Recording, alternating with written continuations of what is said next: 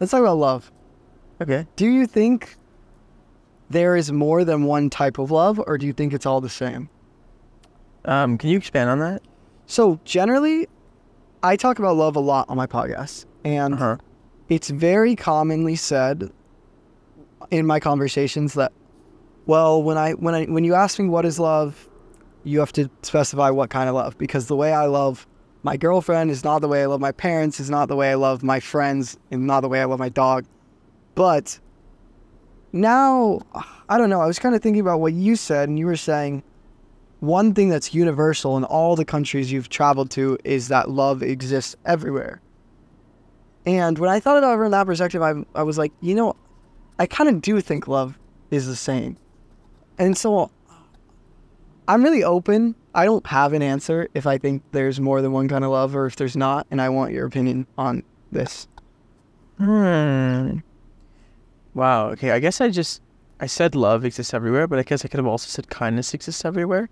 When I said love, I guess it was encompassing acceptance, wanting to help.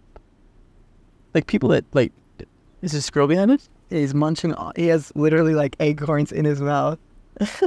Dude. Oh yeah, wow. I hope that guy that was on the podcast, guys, there was a squirrel behind us that literally has acorns in its mouth, and I hope you could have saw him right now. I could see him, yeah, wow. Oh my gosh. Okay. Yeah. Kindness. Yeah, I was saying that when I said love exists everywhere in the world, I was saying that it encompasses a lot of different feelings, like acceptance, like extending a helping hand, etc. To answer your question, I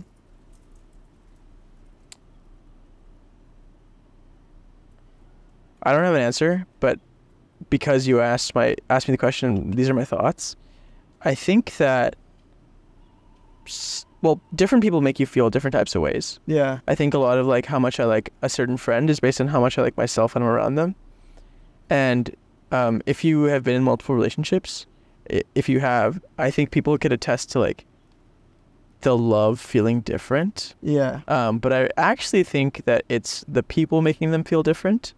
And the same way that I love my parents, and the way I would love a romantic partner, I think the way I would feel would be different by proxy of the ways in which I interact with this person. I think love itself is, oh my God, dude, love is the best ever. Yeah. Love is awesome. I think like just, there's an Andy Grammer song that I love. It's just like, gotta give love. That's what it is. Yeah. And it's like, you can make it come out of nowhere and you can just keep giving it. And it starts this like positive loop of like a bunch of people giving love. Mm-hmm. So I don't know. I don't have an answer about whether the love itself is different or if when I'm in love or when I'm loving or etc., like the types of love make me feel different. I don't know if I articulated that well, but I hope you got what I meant. I understand. And I also respect your ability to say, I don't know, because there's a lot of things we don't know. I have another question that will maybe spark a different answer. Do you think that when you fall in love with someone, we'll classify this as a romantic love, although we were just debating if there's different types of loves.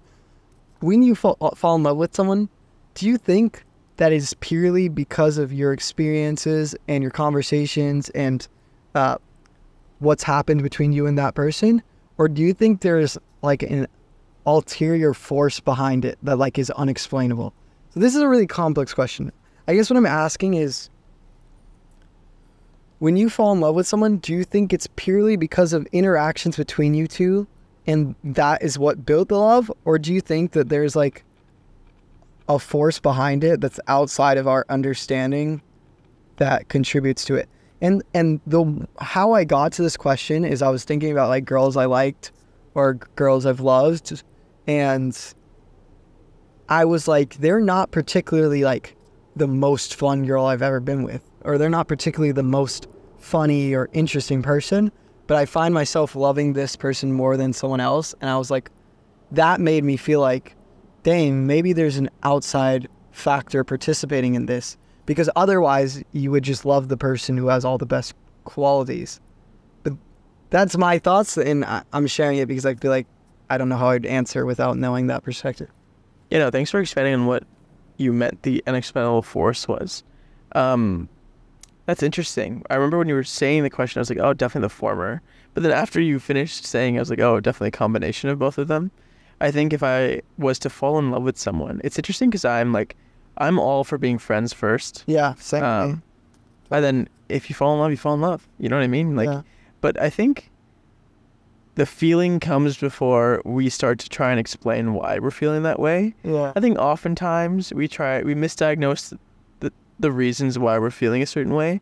And I think, to your point, it's impossible to know why exactly you like this person, but just knowing you love them, to me, is enough. Yeah. I do think that, like, it's important to be cognizant of, like, oh, I think it's tricky when it's like, oh, I love this person, but it's not good for me in other ways. Like, right? Yeah. Like, being cognizant of, like, oh, this person makes me act in ways that are not good in XYZ regard to your life, right? Being cognizant of that and stepping away. Luckily for me, I think, like, my internal love compass is pretty, like, aligned with what is healthy for me. Like, I don't think it's very difficult to, like, fall in love with someone who's, like, not necessarily good. I know a lot of people, it's like, oh my God, I really, because it's like common, right? People always talk like, oh my God, I'm going to go back with my toxic situationship. And it's like, but why do you keep going back? Like, there's going to be a reason, right? But luckily, I don't know. I really don't know where it comes from. I do think, again, it comes from, like, my values and, like, the things that I like about a person. Like, if someone's not a good person, I just can't like them.